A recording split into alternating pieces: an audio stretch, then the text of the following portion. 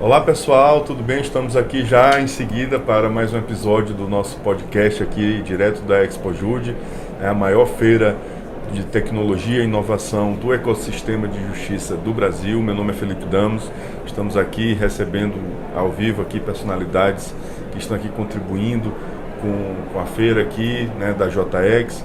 E agora, dando continuidade, nós teremos dois convidados aqui muito especiais. Ninguém menos, né, do que duas pessoas representando a Jus Brasil, né, essa empresa que dispensa apresentações, né, que revolucionou a maneira como se pesquisa jurisprudência, doutrina, todo material jurídico de grande qualidade, né. Então acho que todos os usuários, nós, né, do sistema de justiça, somos clientes de vocês, né. Então realmente é incrível esse trabalho e agradeço vocês estarem aqui com esse stand e sempre, né, prestigiando os eventos da JX. E então eu vou aqui apresentar os nossos amigos aqui, representantes da Jus Brasil. Estamos aqui com o Luiz Paulo, que é engenheiro e cofundador da Jus Brasil, empresa de tecnologia e informação criada há 16 anos em Salvador. E estamos também com Pedro Colombini, que é advogado e gerente de relações institucionais da Jus Brasil, atuando ao lado do Luiz Paulo, que também é conhecido como LP, não é isso? Então, eu já estou me sentindo íntimo aqui, chamando LP. Então, Luiz Paulo, Pedro Colombini, muito obrigado por atender esse convite. Eu sei que a agenda de vocês está muito conturbada, que é normal, mas assim, e tiveram toda a delicadeza e a gentileza, né, de conceder um pouquinho do tempo de vocês para estarem aqui. Então eu deixo vocês à vontade. Luiz Paulo pode se apresentar e falar, né, dos projetos da empresa, o que a gente pode tratar no dia de hoje para os nossos ouvintes. Poxa, primeiro, muito obrigado, Felipe, pelo convite. Para a gente é um prazer e uma honra estar aqui com vocês, tá? O J.X já é um parceiro nosso de um bom tempo, na verdade. A gente não é o nosso primeiro ExpoJude, não vai ser o nosso último, e a ideia que a gente tem é sempre de estar aumentando essa participação e de estar podendo ser um pouco mais presente e um pouco mais, como é que eu posso dizer, um pouco mais participativo mesmo, dentro da vida do judiciário, né, do profissional que trabalha com a justiça como um todo. Meu nome é Luiz Paulo Pinho, né? Eu, como você disse, eu sou engenheiro, eu não sou advogado, eu não sou profissional do direito. Por incrível que pareça, dos 5 fundadores do Jus Brasil, somente um deles é advogado, 3 são engenheiros, um é engenheiro da computação, e Rafa, né, que é nosso CEO, é o advogado da empresa. Apesar de eu costumar dizer que ele é o advogado mais engenheiro que eu conheço. E ele diz que eu sou o engenheiro mais advogado que ele conhece. Excelente. Como surgiu então essa ideia, já que tantas áreas diferentes, né? Perfeito. Cara, o Jus Brasil, na verdade, ele vem de um buscador de internet profunda, né? Então, antes do Jus Brasil ser Jus Brasil, a gente se chamava Goshme, e o que a gente queria, basicamente, era concorrer com o Google. Perfeito. Só isso. Eu dou risada, só isso. Só isso. Eu costumo dizer, né, que tem aquele negócio, você quer pular uma poça, você tem que mirar depois da poça. A gente mirou uns 15 continentes depois. O Lago Paranoá. Exatamente. É mais ou menos isso aí que a gente terminou fazendo.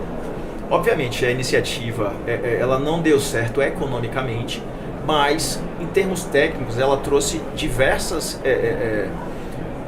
como é que eu posso dizer? Diversas sabedorias para a empresa, diversos... que a gente trouxe para o Jus Brasil e que fizeram com que o Jus Brasil pudesse sobreviver no seu período inicial.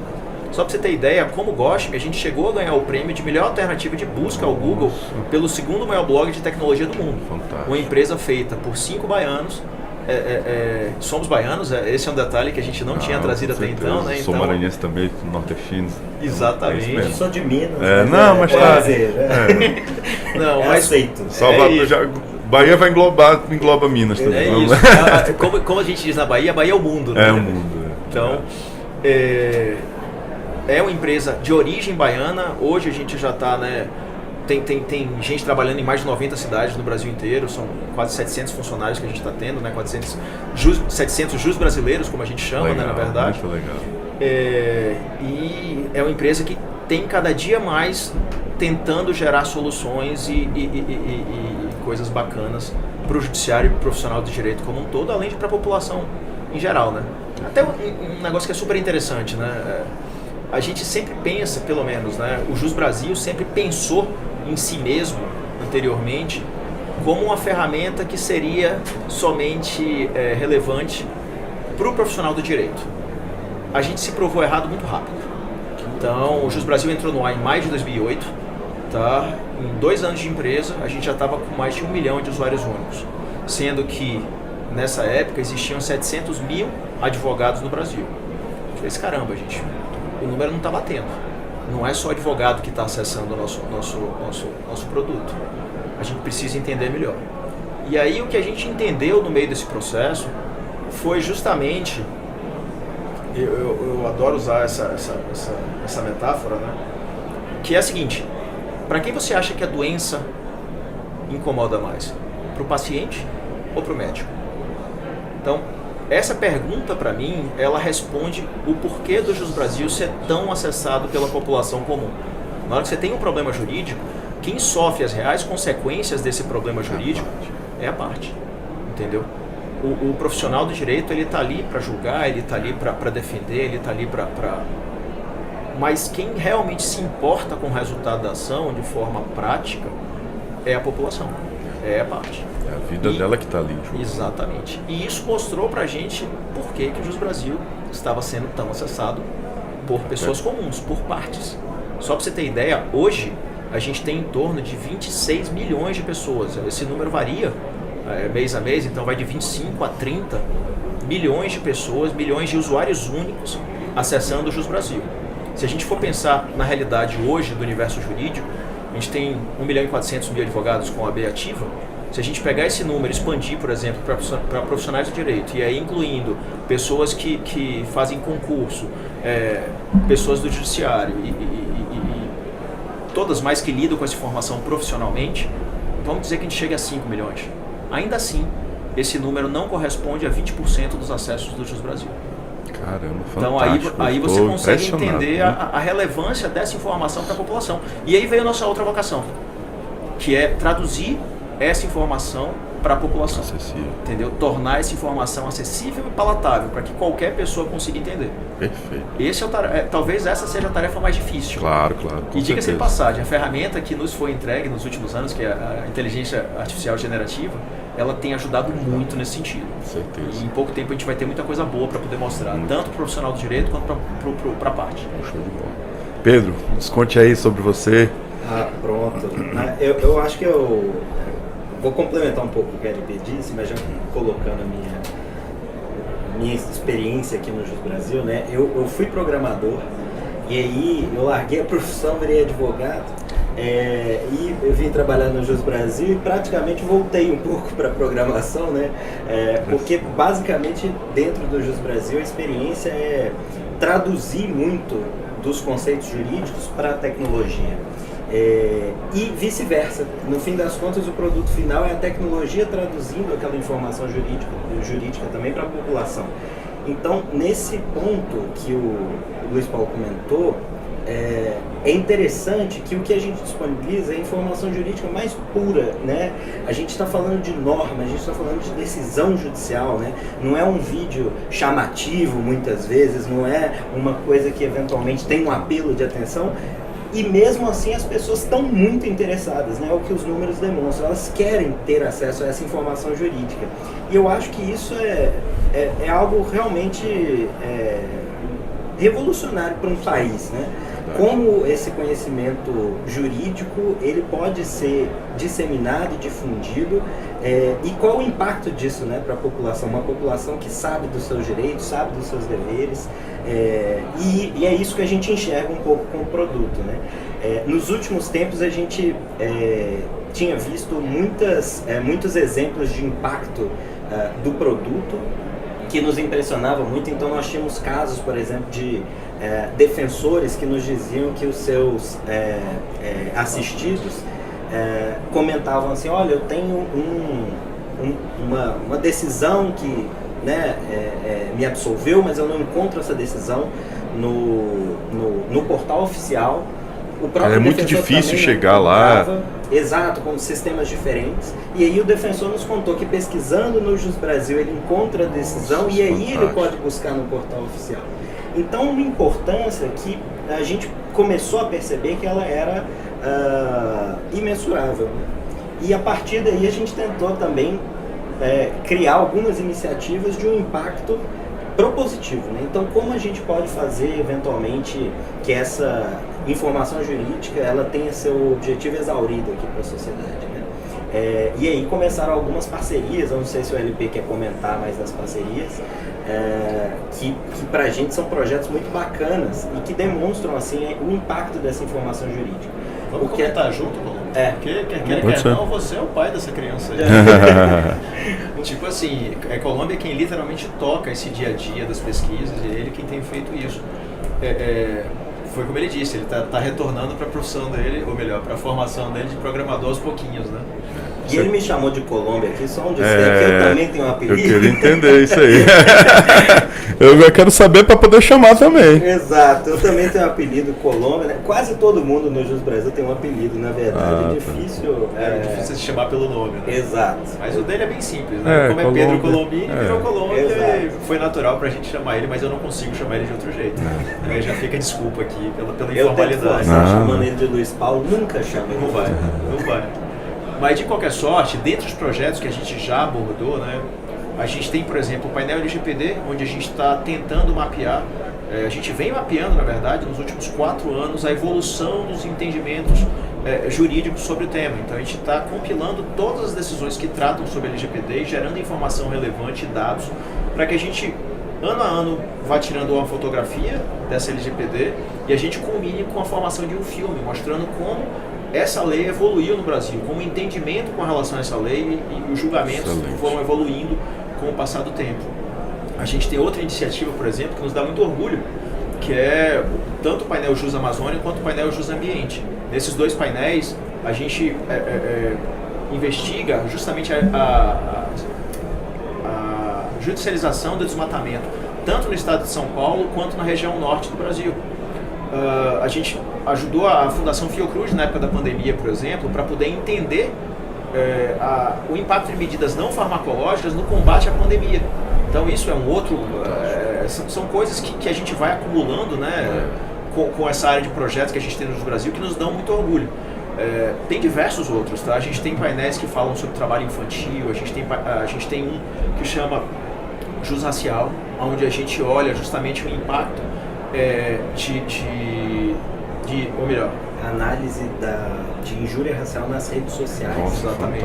É uma parceria com a Faculdade Baiana de Direito. Nossa, isso é muito inspirador, me permita assim dar esse comentar, porque assim, eu estou fazendo uma conexão aqui na minha mente, e que isso pode ser inspirador para qualquer pessoa, qualquer empresa, e de fazer além, não é só o seu beabá ali, né? Então, eu me vi até ano passado, eu sou juiz, já, claro, é uma função muito relevante, não se discute isso, todas as profissões são relevantíssimas, né? Cada um fazendo a sua parte de qualquer área, mas você com até missão de vida mesmo, e eu acho que o ser humano ele também sempre busca isso, né? Ele busca se completar, né, e fazer coisas além, e eu me sinto imbuído muito nisso e vejo, e assim, estar nesses ambientes, a gente se conecta com pessoas, né, imbuídas nisso, e eu estou vendo que o Jus Brasil é uma empresa, vocês, as pessoas que são mais importantes do Jus Brasil estão imbuídos, porque vocês não eram nem obrigados a estarem fazendo essas outras,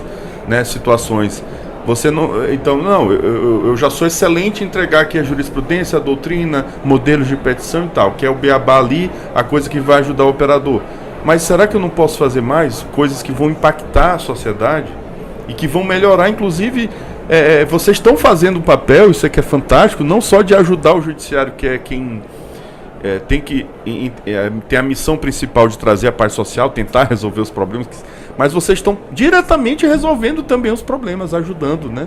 Isso é fantástico. A gente tenta, né? Sempre...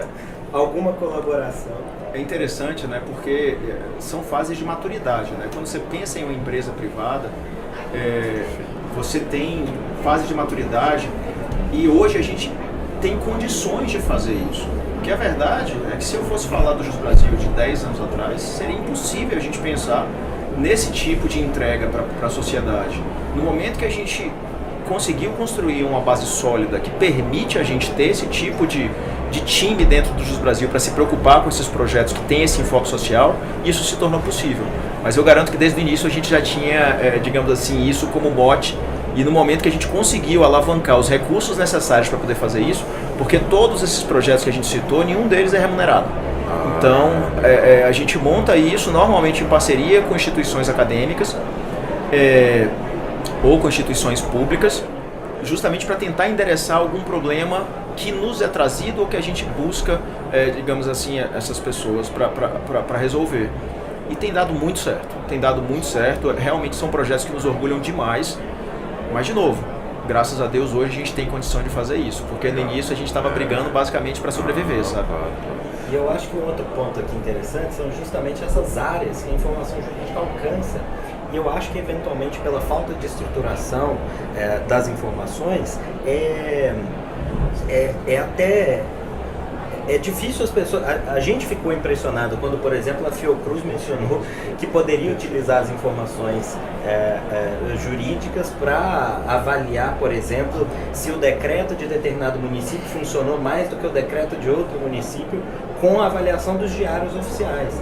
Então, assim, os impactos, quando a gente percebe que os impactos passam por todas essas áreas, a gente tem que ter um olhar mais generoso, né, com essa organização.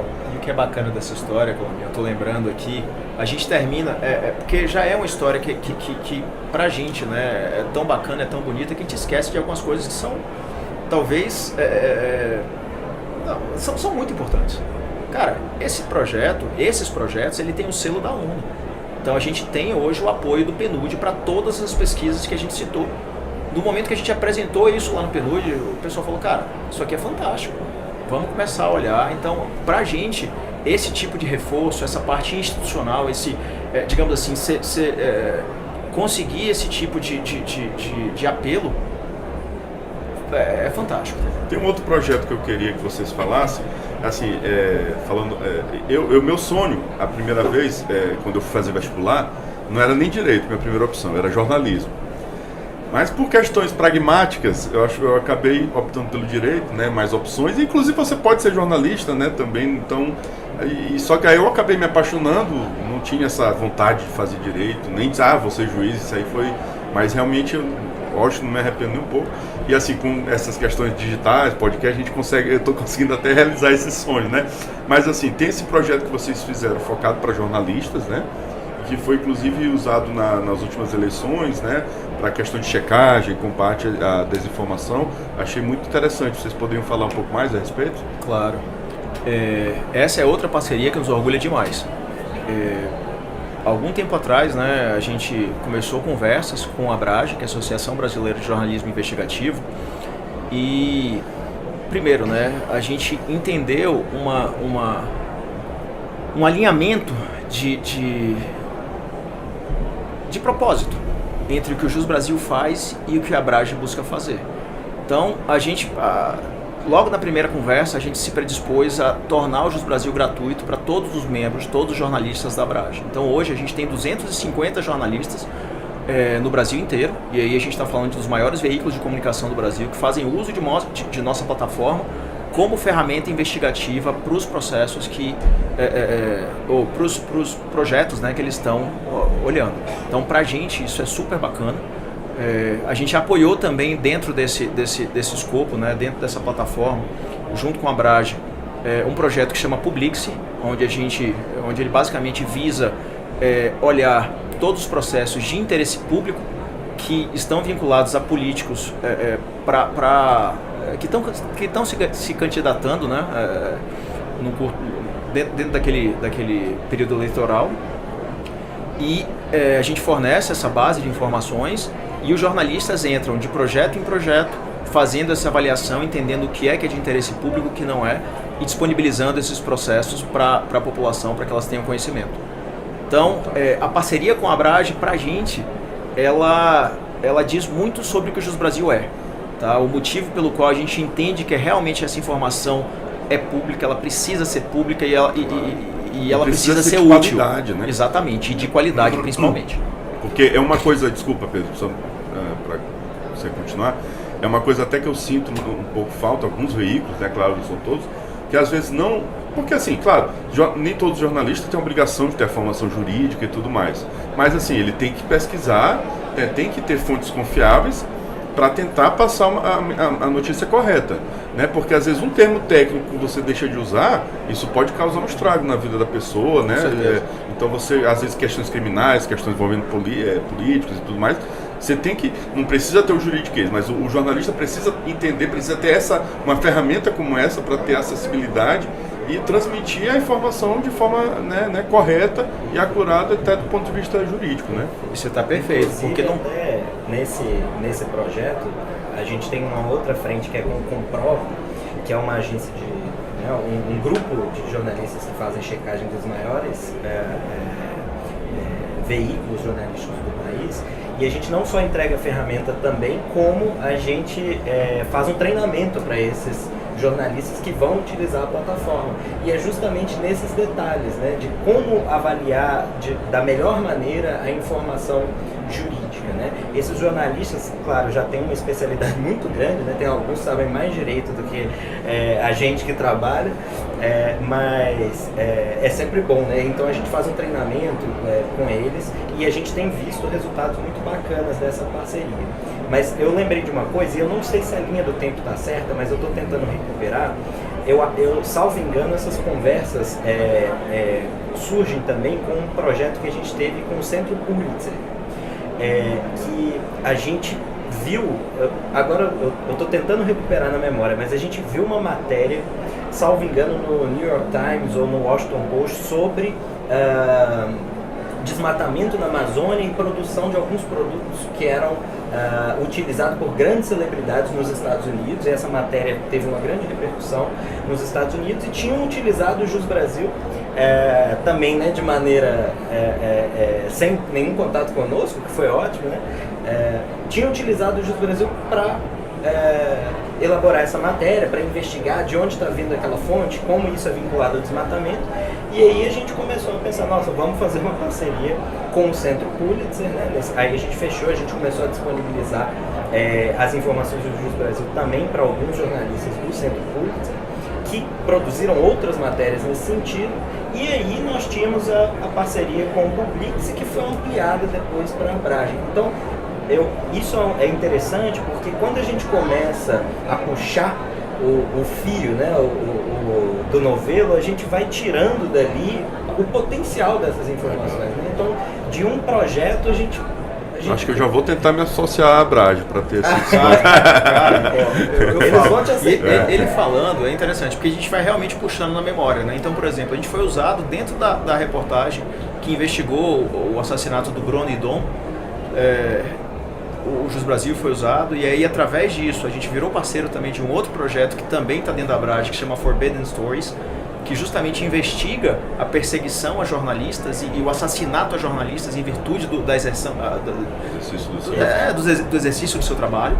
E salvo engano, né, nesse projeto eles tentam recuperar as histórias que estavam sendo trabalhadas pelos jornalistas que foram assassinados. Então isso é muito bacana porque esses jornalistas não deixam a investigação morrer, né? Você, né, assassinou um jornalista, mas nós vamos prosseguir com a matéria deles. Então é um projeto muito bonito, né?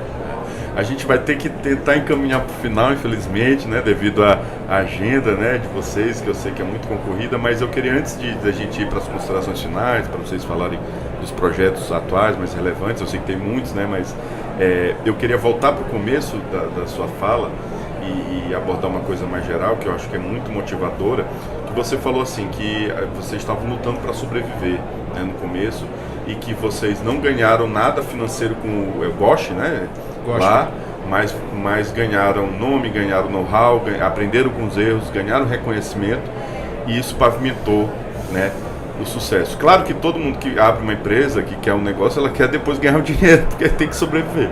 Mas assim, o que você poderia passar essa lição para empresas pequenas, empresas que estão começando, startups e tudo, de o dinheiro no começo, assim, não vai ser o mais importante. Você tem que ter... Já pensou se vocês...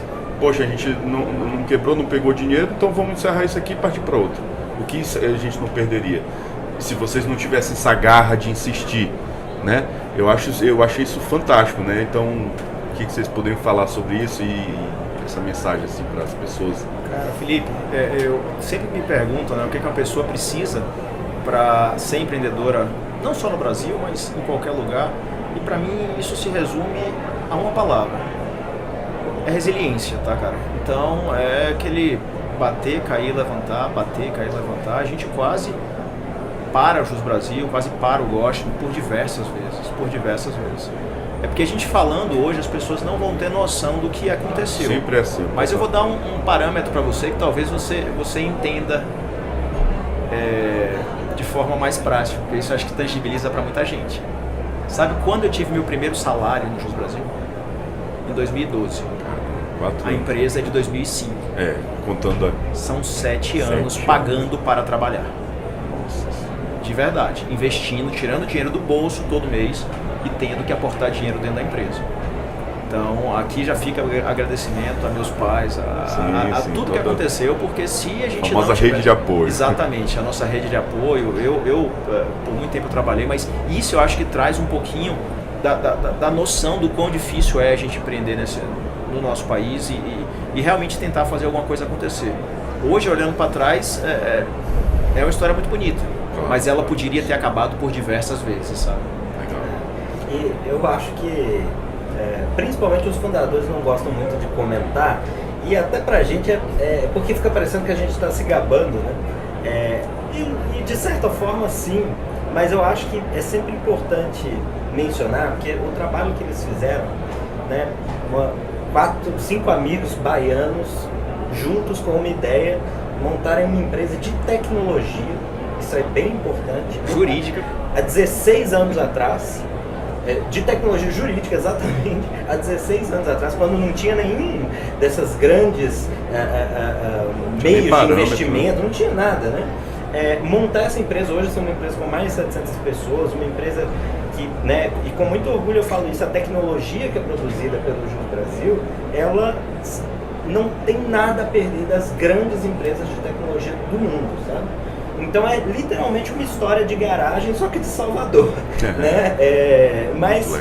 E hoje, né, inclusive em número de acessos, salvo engano, nós somos o site jurídico mais visitado do mundo. Então isso é uma felicidade muito grande, não só para a empresa, mas para o Brasil também, né? Claro. Não, é um orgulho. Então eu vou deixar vocês à vontade aí para fazer as considerações finais e falar dos projetos, o que mais. Pode começar pelo Pedro. Eu acredito que daqui para frente a gente tenha muito trabalho, principalmente como o LP comentou, com o advento da inteligência artificial generativa, né, que ela foi um grande presente para o Jus Brasil, para que a gente consiga realmente...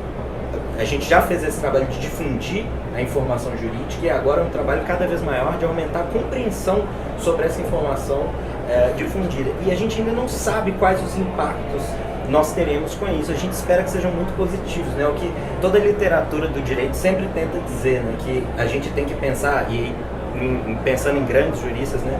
Peter Haber falava da sociedade aberta de intérpretes da Constituição. O que ele diz? Todo mundo que é submetido a uma norma tem que participar do processo de interpretação, tem que conhecer sobre essa norma, e isso é claro que é muito difícil de acontecer da forma como o direito é colocado. É claro que a gente já tem grandes avanços, né? Mas a gente imagina que esse seja um salto que pode proporcionar mais segurança jurídica, melhoria para a sociedade como um todo, né? Então, se cada pessoa souber como, por exemplo, seus contratos seriam vistos pelo judiciário, como se eles pudessem entender de maneira melhor como determinado tipo de relação jurídica formada, ela é válida ou não é válida, isso é um conhecimento que é muito importante que seja difundido, mas é muito difícil. Só que é um caminho que nós acreditamos bastante possível e é esse o trabalho que a gente espera realizar. Legal. Paulo. Cara, tipo assim, com palavras finais, me cabe realmente agradecer, tá? Ao Pico, ao J.X, a todo mundo que faz parte dessa iniciativa, porque a gente entende ela como realmente transformadora dentro do universo jurídico, dentro do judiciário propriamente dito, porque até então digamos assim, as iniciativas tecnológicas elas ficavam muito esparsas dentro do ecossistema do judiciário, e eu acho que esse evento ele termina servindo também para congregar elas e tornar elas, digamos assim, mais acessíveis para os próprios membros do judiciário, e a gente vê isso como um valor realmente muito bacana. E de nossa parte, cara, a gente está muito animado. O que Pedro disse pra gente, eu acho que talvez agora seja o momento realmente de colher, digamos assim, os frutos desses 16 anos tentando preparar essa informação, tentando estruturar essa informação, tornando ela um pouco mais palatável para a inteligência artificial generativa, que faz com que a gente não tenha tanta alucinação, que a gente consiga controlar esses resultados de forma um pouco mais palpável, né?